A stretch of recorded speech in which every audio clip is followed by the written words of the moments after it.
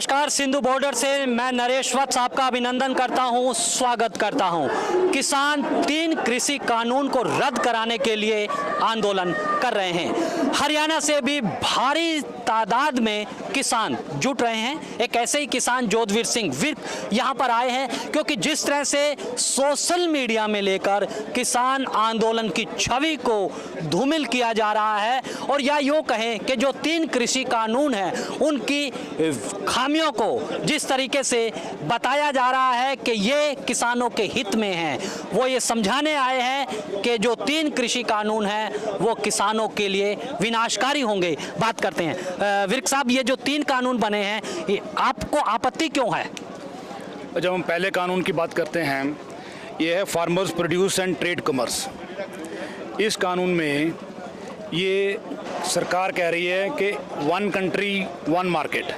इस कानून के अंतर्गत आप देखोगे कि एक जो पहले मंडी सिस्टम चल रहा है वो मंडी सिस्टम के पैरेलल एक ये प्राइवेट प्रोक्योरमेंट का सिस्टम बना रहे हैं। तो एक मंडी और एक प्राइवेट प्रोक्योरमेंट, ये 2 मार्केट हो जाएंगी, ये पैरेलली काम करेंगी। और उसको ये कह रहे हैं कि एक देश एक कानून, ये एक देश 2 कानून है। पहले आपको ये समझनी पड़ेगी। दूसरा, इसमें आपत्ति क्या है कि एपीएमसी आज चल रही हैं, जितना भी उनको कमीशन मिलता है ये कमीशन ख़त्म कर रहे हैं। जो प्राइवेट प्रोक्योरमेंट होगी उस पर, तो उस पर अगर ख़त्म होती है तो एपीएमसी थोड़े टाइम के बाद कम होनी शुरू हो जाएंगी और अल्टीमेटली ख़त्म हो जाएंगी। जैसे बिहार में अब ख़त्म हो चुकी हैं, महाराष्ट्र में भी ये लगातार ऐसा करने की कोशिश कर रहे हैं। वहाँ पे 306 एपीएमसी मंडी थी, तो वहाँ पे 100 से ज़्यादा मंडी नल एंड वाइड हो चुकी हैं। अब वहाँ पे ट्रेड होना बंद हो चुका है। तो ऐसे ही ये डिफरेंट स्टेट्स पे ऐसे ऐसे काम कर रहे हैं। जहाँ जहाँ बीजेपी गवर्नमेंट बनती आ रही थी तो एपीएमसी मंडीज़ को ही ख़त्म करते जा रहे थे। तो वैसे ही जो एमएसपी की इम्प्लीमेंटेशन है वो ऑटोमेटिकली जो एपीएमसी नहीं रहेंगी तो एमएसपी भी मिलना बंद हो जाएगा।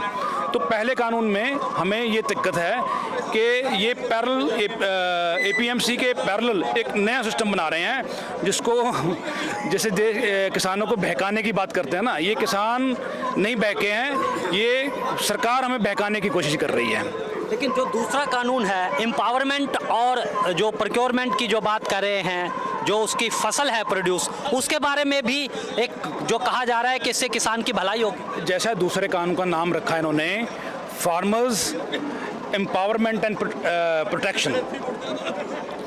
आप देखो, एक किसान को आप एसडीएम के कोर्ट के ऊपर कहीं जाने नहीं दे रहे, उसको किसान की एम्पावरमेंट कहोगे?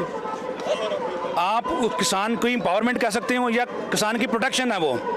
आप किसी कोर्ट में नहीं जा सकते, उसको कह रहे हो कि आपने किसान को एम्पावर किया है। ये किसान को एम्पावरमेंट नहीं है, ये प्राइवेट सेक्टर को एम्पावर किया है इन्होंने। आप देखो कि कहीं भी ना कहीं हमें कहीं जाने का सरकार एसडीएम कौन होगा? जो सरकार का आदमी हुआ। अब वहीं पे हम अपील कर सकते हैं, वहीं पे जो फैसला करेगा वही हमें मानना पड़ेगा। हमारे पास इतना अधिकार नहीं होगा कि हम कहीं और जा सकें। तो उसको एम्पावरमेंट कह रहे हैं और हमारी प्रोटेक्शन कह रहे हैं, बल्कि ये उल्टा है। ये प्राइवेट सेक्टर की एम्पावरमेंट है और प्राइवेट सेक्टर की प्रोटेक्शन है।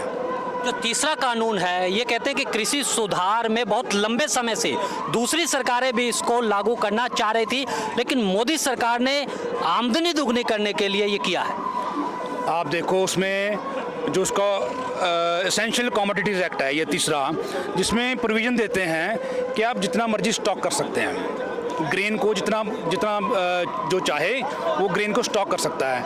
आप बताओ ये किसान के हक में कैसे है? आप स्टॉक किसान करेगा, किस तरीके से करेगा? कैसे उसके पास कुछ सुविधा है या उसके पास जो उसकी मार्केट में उन्होंने ग्रेन बेच के जो उसके पास पैसे आने थे उससे तो उसने घर चलाना था, उसके पास पैसे कहाँ से आएंगे? उसको स्टॉक करने के, स्टॉक के लिए जगह कहाँ से आएगी? तो ये स्टॉक कौन करेगा? ये प्राइवेट सेक्टर स्टॉक करेगा। आप देखो, इनको नाम किसान का दिया जा रहा है, किसान को बहकाया जा रहा है। हमें यहाँ पे बहका के कोई नहीं लेके आया, हमें बहका के कानून बनाया जा रहा है। आप उसको देखने की ज़रूरत है। तीनों कानूनों में किसान की ना कोई प्रोटेक्शन है, ना कोई एम्पावरमेंट है और ना ही ये लगातार बहकाने की कोशिश हो रही है। अब बहकेंगे नहीं, सब लोग पढ़े लिखे हैं यहाँ पे। आज आईटी का टाइम है, हर आदमी के पास फ़ोन है, हर तरह की इन्फॉर्मेशन है। आप कैसे कह सकते हो कि हमें कुछ पता नहीं है?